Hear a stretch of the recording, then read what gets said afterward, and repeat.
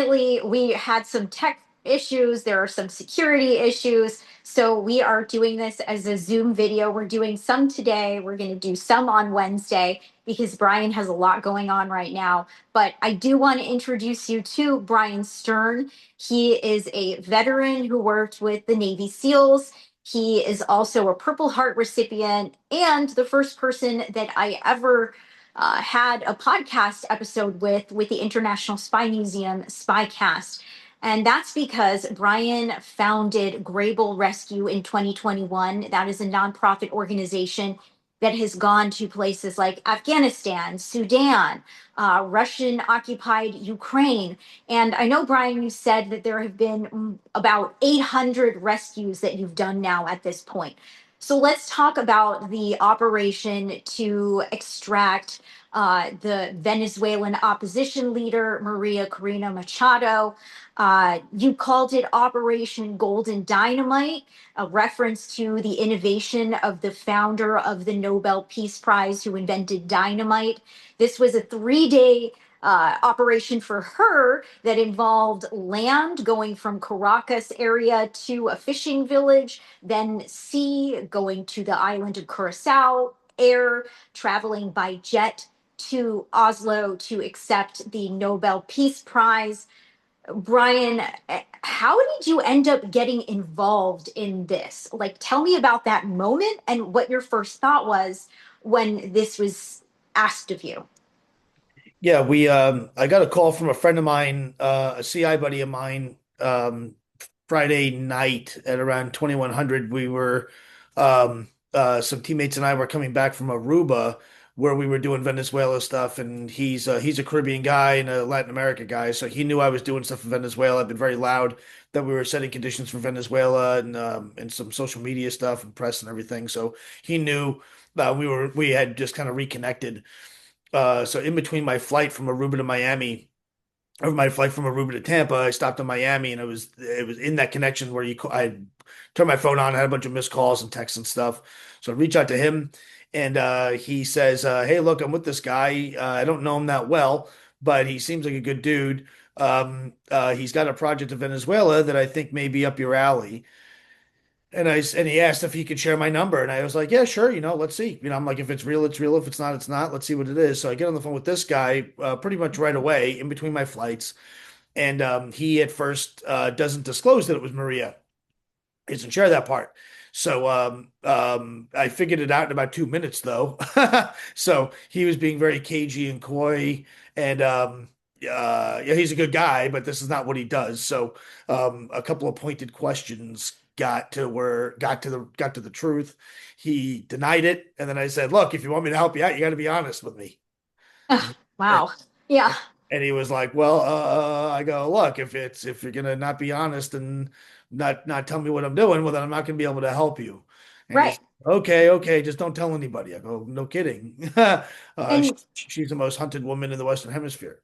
And was this presented as a take her out of the country so that she can go on this important work trip in Oslo, or was it this administration is has authorized covert action? This is an important opposition figure whose safety really matters. I mean, how did he Yeah. describe it to you?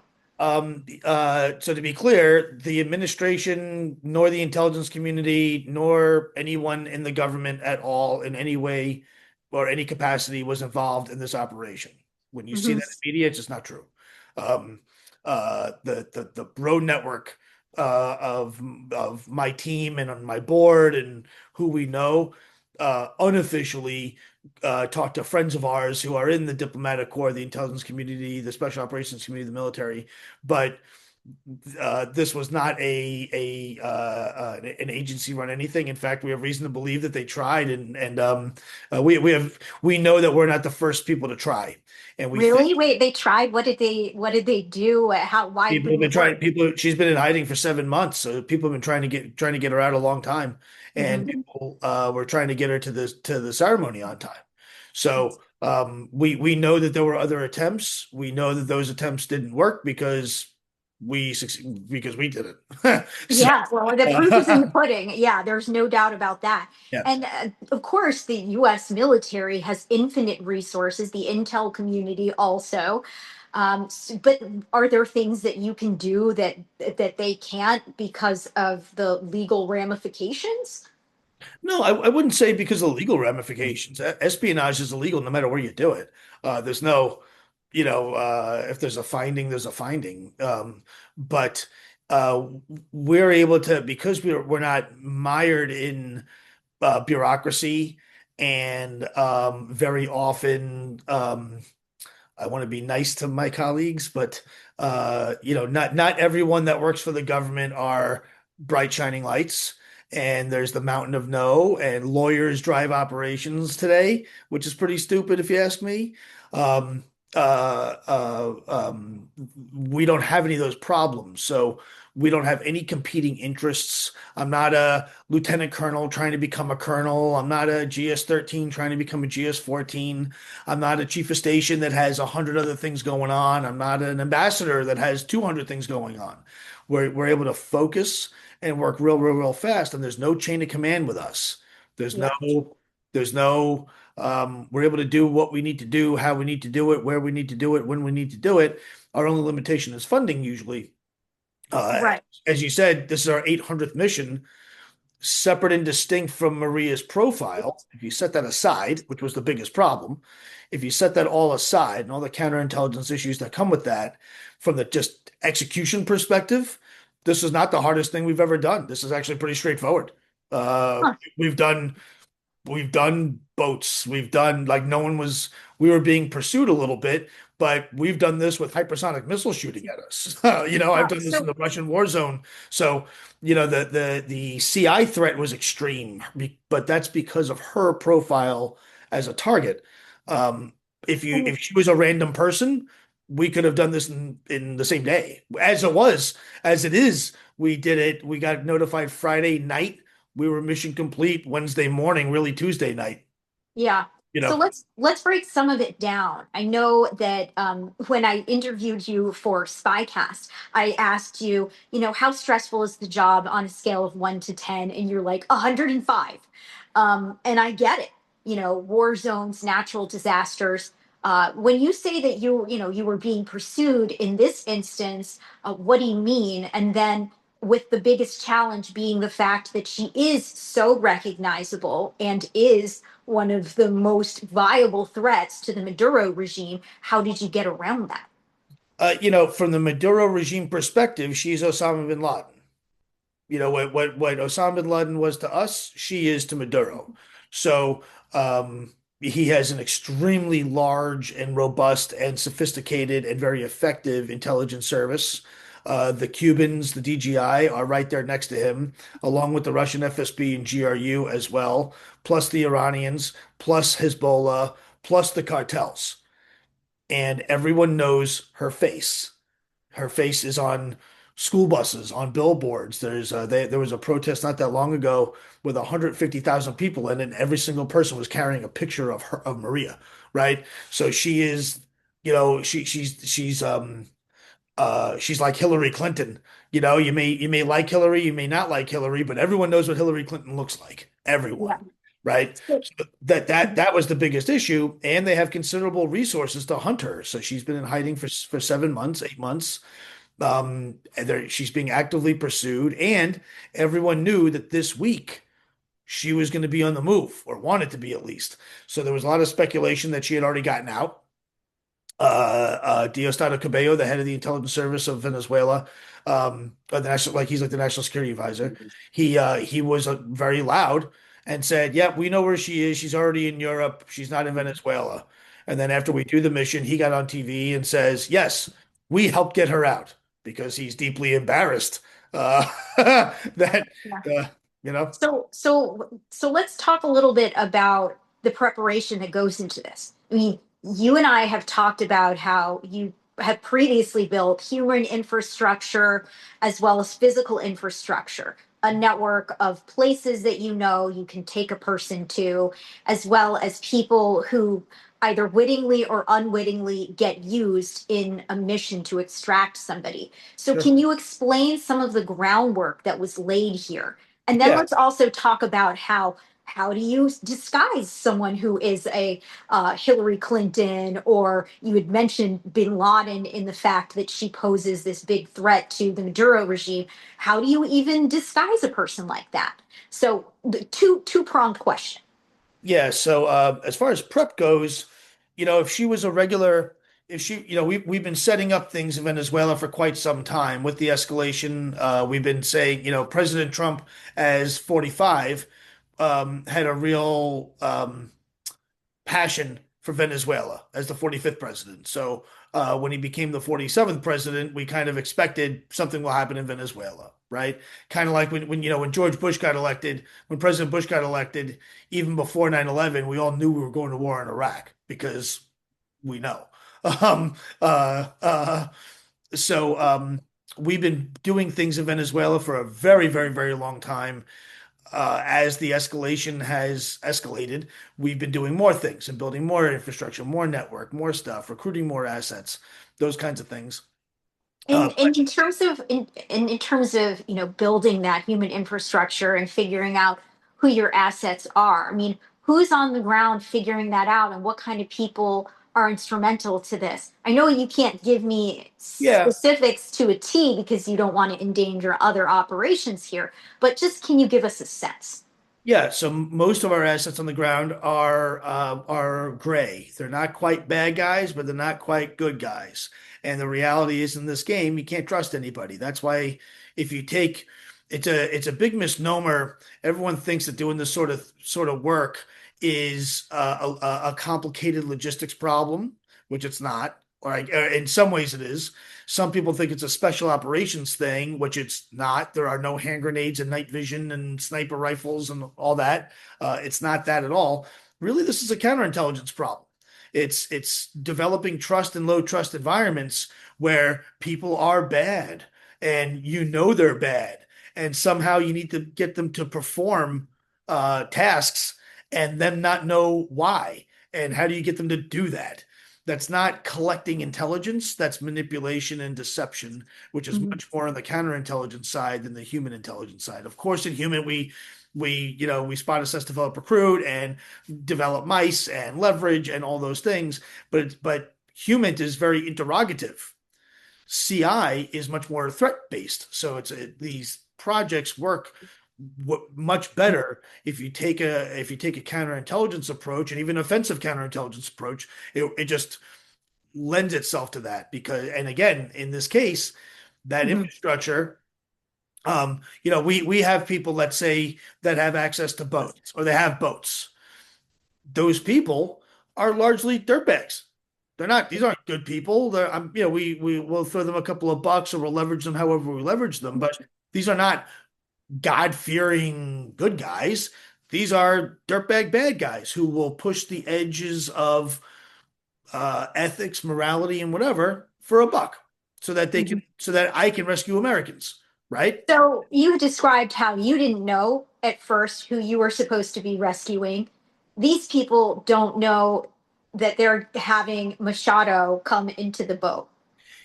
I don't want to get into that too deep, but we have lots of sources who are unwitting, and um, we have lots of sources that are varying degrees of wittingness. But the Mhm. important part is as it relates to Machado, we had to take extreme care, much more because she's so valuable. This Operation Golden Dynamite, the last thing like it really was like the escape of the Shah of Iran in the 70s. It's like that. So even the people that we had, even unwitting, um, reliable or not, I still didn't trust them a whole lot. And what did you tell her to do in terms of trying to conceal her appearance so that she would be able to move throughout her country? I can't get into exact tactics, but basically it was do what you're told. It was do what you're told. Your job is to not help. Your job is to listen, Yeah. And that's true throughout the whole process, from the beginning all the way to the end. The Mhm. maritime piece is the same way. It was, you know, Yeah. we're you know, I don't, I'm not. When we do these operations, the evacuees, their job uh, is to is to um, be along for the ride. Yeah. They, But they, like, is she wearing glasses, a wig? I mean, we see all these spy movies where people are walking down the street and like they're changing their appearance as they move. she's Obviously, we know that like that's not quite the way it well, works in well, real life, but doing quick change disguise is great if you're an intelligence officer and an ops officer and you know what you're doing, but she's not. She's a politician, so she doesn't know. right. She doesn't, what's fascinating if you see Maria, even Maria was on TV just I think this morning or late last night, and was asked about the rescue mission, and she's being very close-lipped about it, and people are asking, well, why is that? Well, the reality Yeah. is she doesn't know anything. Right. Right. Yeah.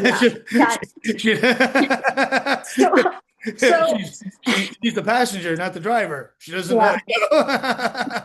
So, Yeah. So you so many things. deliberately kept her in the dark. And it probably also was less overwhelming to say, just follow what I tell you step by step, as opposed to, in this hour, this happens, and then this, then that. I mean, are you trying to simplify things for her? She's smart. She knows.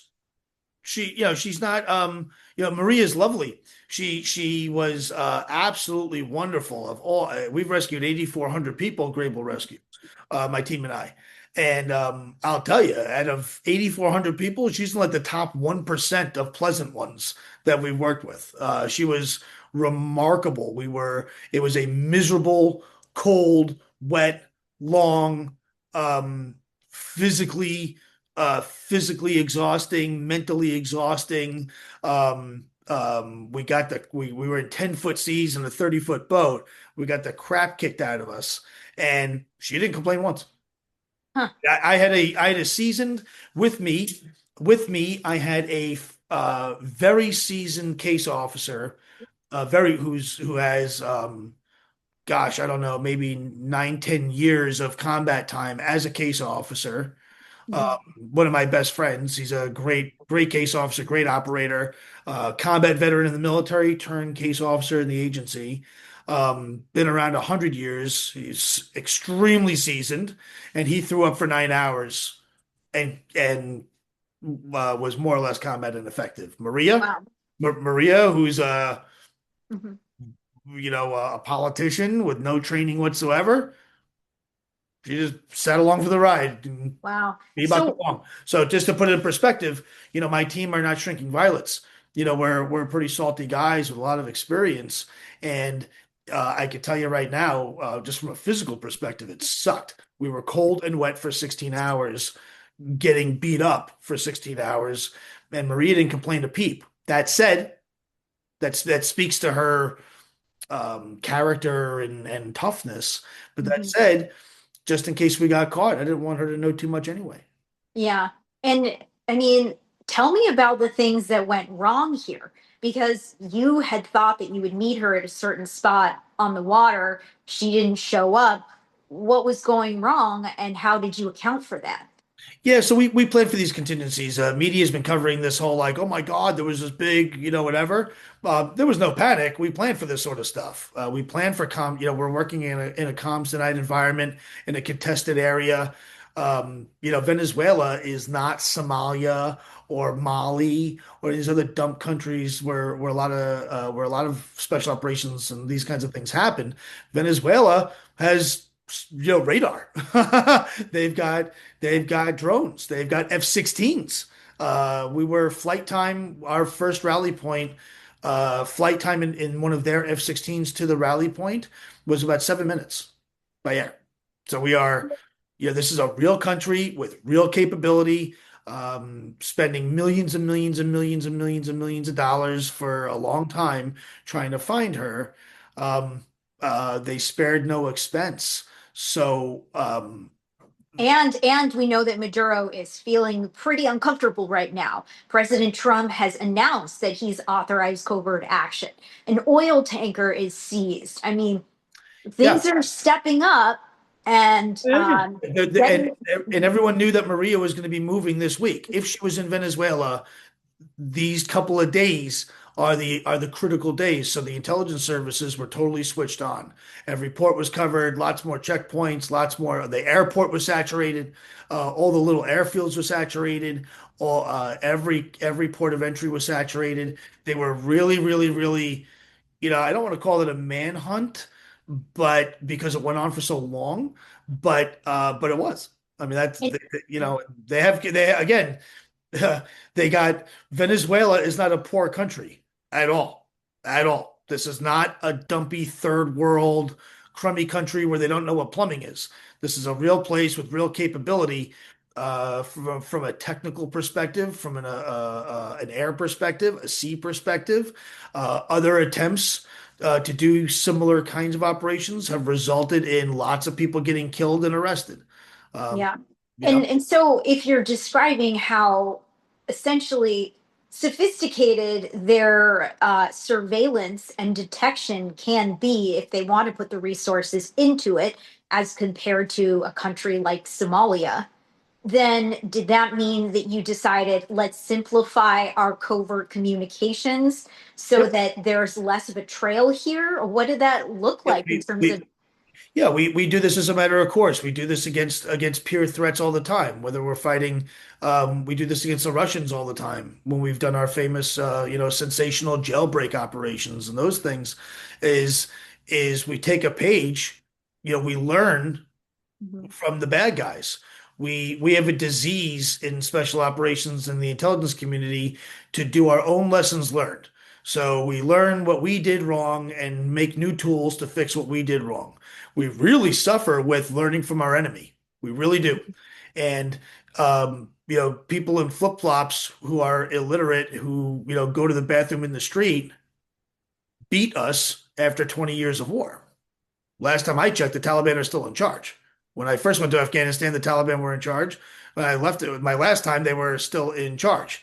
So somehow, guys, a group of people who do not have surface-to-air missiles, who do not have a lot of night vision, who they have some, not much, who have no jamming capability, who have no drones, who have absolutely none of the bells and whistles that we enjoy. Somehow they beat us as men from Mars, right? Because they kept things, they understood security, they understood simplicity, they understood creativity, they understood tenacity, audacity, didn't ask a lot of permission to do a lot of things. Uh, Right, but it was also a question of will. I mean, the United States didn't want to stay in Afghanistan anymore. after 20 years of war, I don't know. I feel as an Afghan veteran, I struggle with this all the time. I Mhm. After 20 years of war, Afghanistan should look like Sweden. Mhm. Mm. Well, taking us back into this moment, Yeah. I mean, So what we did is we take tactics. Most of the tactics that we employ at Grable are taken from World War II, from the OSS, hmm. because they work. Because And they that's the Office of Strategic Services, the predecessor to the CIA, specifically the special activities side of things where you see the covert action, just for we, everybody who will be watching this. we don't have command centers with 30 people watching feeds and contributing and judging and watching, and we don't do, we're very, very, very low tech, and that's why it works. That's why it works, is because if you fight an enemy that relies on technology and you understand how their intelligence service works from a counterintelligence perspective, you can be highly effective. And I don't need, you Mhm. know, all this stuff that's just so loud, and I don't need a lawyer telling me, well, we think you should do this or you think we should do that, or what if this or what if that. And because we do the operations ourselves, we put our own skin in the game. So we're deeply invested in our success. Right. If this doesn't go well, I'm going to prison in Venezuela. If I'm lucky. if I'm Yeah. lucky. Right. You might also just be hanging out at the bottom of the ocean. Uh, So, they and could have sunk us. They could have if things would have gone wrong, this would have been they probably would not have announced it because of who Maria is. yeah. It probably just would have been an urban rumor and a myth, and we'd be at the bottom of the sea, and nobody would know anything about it. So, what is it like for you when you're getting ready to do this? I mean, you have loved ones, you're leaving your base in Florida to do this. What is it like for you every time you know that you're about to go on these high stakes missions? What do you tell yourself? My big thing is 800 missions later, we've never failed. And I don't want anyone to be the first one. At some point there will be a first one. There will be, certainly. We're not perfect, but 800 missions later, which is some pretty impressive stats. Um, I I I go through my job as the boss is I go through if there's a pie of time. I spend about 50% of that pie working on my plan B, C's, and D's and E's and all the different things that can go wrong at moments of transition. I Yeah. spend a lot of time worrying about transition moments, which is um, uh, moments I believe that what do I know? But I believe that moments of transition are when we're always most vulnerable. So when you think about Navy SEALs, the best way to kill Navy SEALs is when they're transitioning from water onto land, when they're taking their flippers off. Hmm. Second best way to kill Navy SEALs is when they're transitioning from land into water, when they're putting their flippers on, because Hmm. you're just vulnerable while you're transitioning. It's how it is. So I spent a lot of time worried about everything, but in particular those transition moments, because those moments have to really work well in these environments. And because we're using low technology, um, the harmony of an operation really needs to, everyone, all the different instruments in the orchestra all have to play on key. And the saxophone people may not understand the violin people, and the violin people may not understand the saxophone people. But if we don't all play what we're supposed to do, the one instrument that's off key, that's the one that everyone hears, and that's when things go wrong. Yeah. I spent a And lot of time worried about that. yeah, that makes sense. And I just want to make sure that it's 10:35 right now, and I Yeah, want we're to okay. get I you. Yep, Yeah. we're okay. We got Are we we can go a okay? little longer. Yeah, we can go a Okay, little. I'll ask you a couple more questions right now. Are you cool for us to pick this back up on Wednesday? Yeah, it should be okay. Okay. So I want to like save some of the conversation from then, but Sure. take us back into that moment then when you're on your vessel, there's a rendezvous point and she's not showing up. I mean, So we expected comms denial, we expected GPS denial, we planned for it. We had some contingencies. We do lost contact drills. We have lost comms protocols that we do. Um, my boat two, which is what I was on, which is the longer haul boat. So there's a land piece. She mhm, gets from where she is to a BLS, to a beach landing site. Um, at that BLS, there's a boat, a small boat, and that team takes her, puts her on the boat, and they go out to sea. That boat can't go incredibly far, um, but it can go relatively fast. So that boat is to meet me on boat. That's boat one.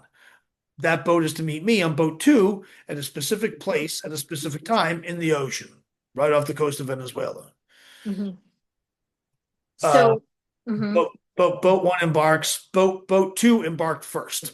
So we got moving first because we're coming across the whole Caribbean Sea. These guys are coming just off the coast of Venezuela, so they only have this much to do. From a percentage perspective, boat two had about 70%, 80% more distance to cover than boat one. So it's significantly longer. So boat two gets moving. We were at sea before she even left Venezuela, before she even left. So boat two embarks, we're underway. Boat one, they embark, and we're going to do this under the cover of darkness, right? So what time she left doesn't matter, but suffice it to say, we're now going to meet up in the middle of the ocean in 10 foot, 5 to 10 foot seas with Mhm. possible no communication, using flashlights to communicate. And I know that you and I have talked about how you'll even be looking at like if the moon is waxing or waning, and you take Yeah. all of these factors into Oh, yeah. account here. So okay, so we're talking like kind of crazy conditions already, but please continue. So we lose comms with boat one.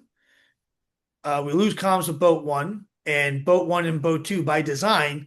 I don't want them to talk to each other because if someone's listening, I don't want, we're now solving the puzzle for them. I don't want that. So boat one is talking to one node, and that's making its way to us at boat two, and boat two is talking to a different node, and that's making its way to boat one. And those nodes do not talk to each other. That way, if we have a SIGINT problem or even a CI problem, I'm not making it easy. I'm creating angles. So if we have a problem, it has to be from the inside. And if it's on the inside, I've done enough deception stuff on the inside where I think we're okay.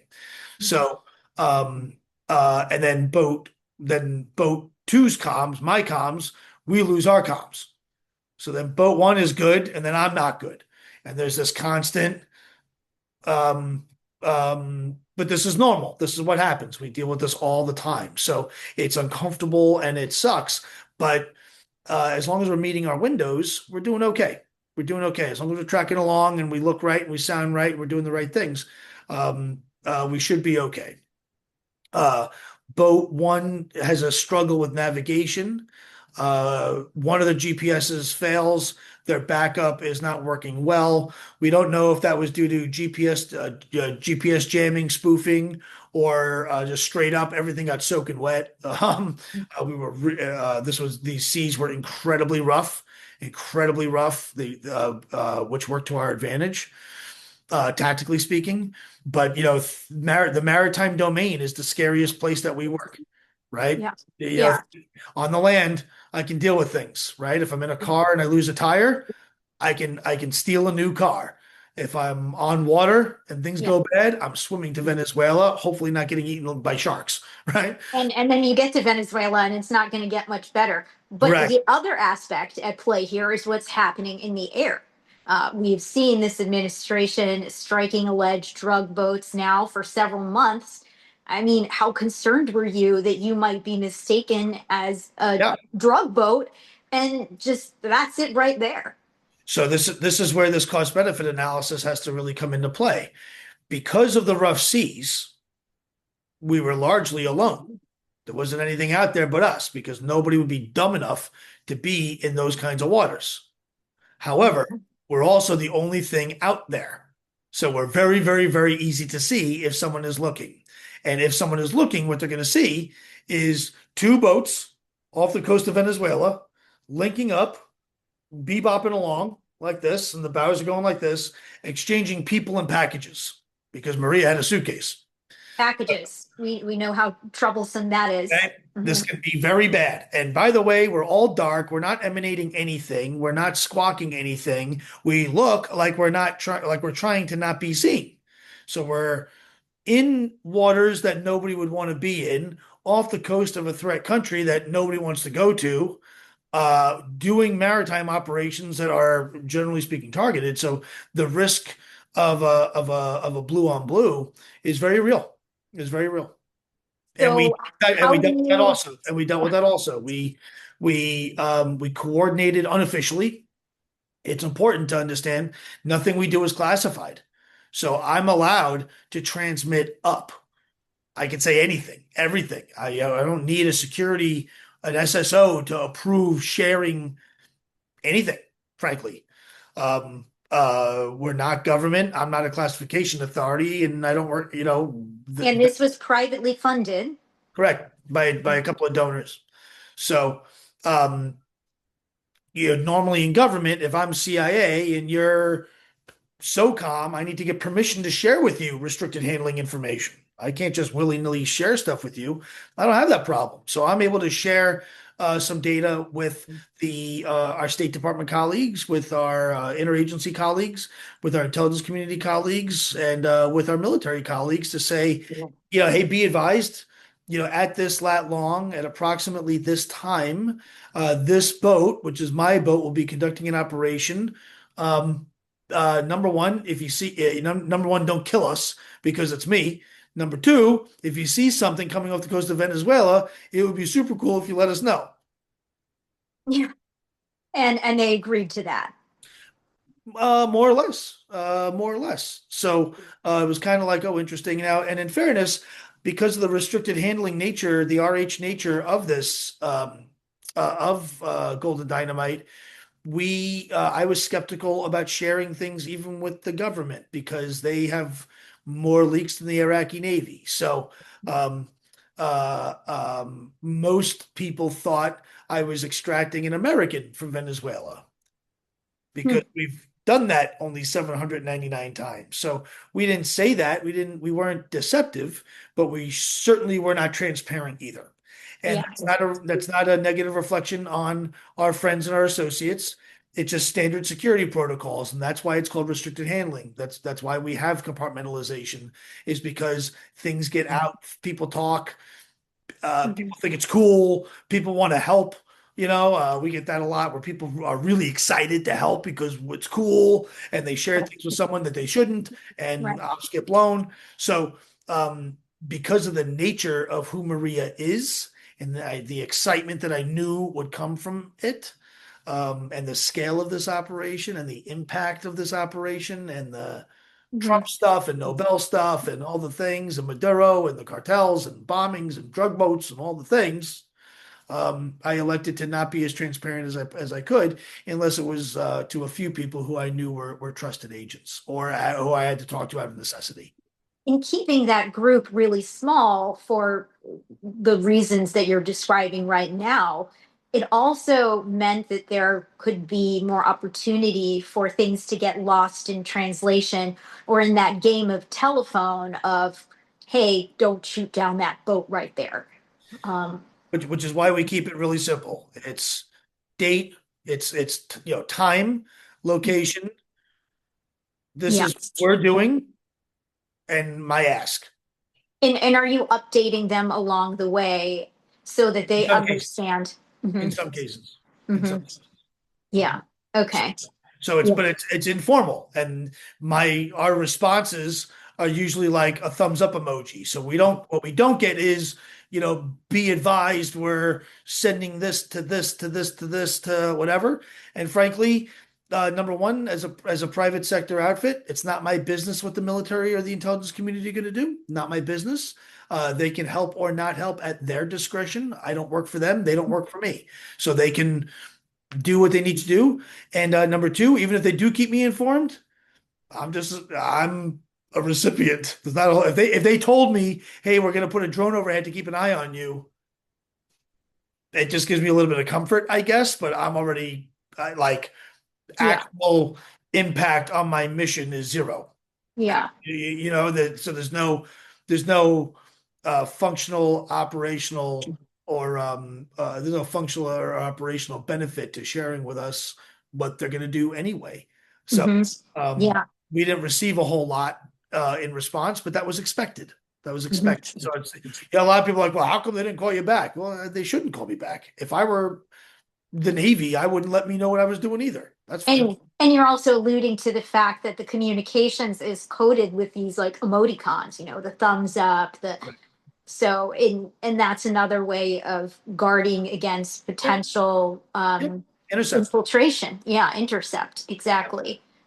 So all right, I have to let you go right now Yep, or yep. I need to be okay. All right. So, well, this was part one. Glad that we got there. I want to, if we can talk on Wednesday about what it was like, then having her get on the boat and some of the implications. I think that would be a good conversation for us to have. Thank you for taking the time to explain this mission. It is truly amazing, and it's been really incredible to follow your career as you've moved forward from the operations that we talked about last year to right now. So Thank you, Brian. And for everybody watching, A Grade Bull Rescue is the name of the nonprofit.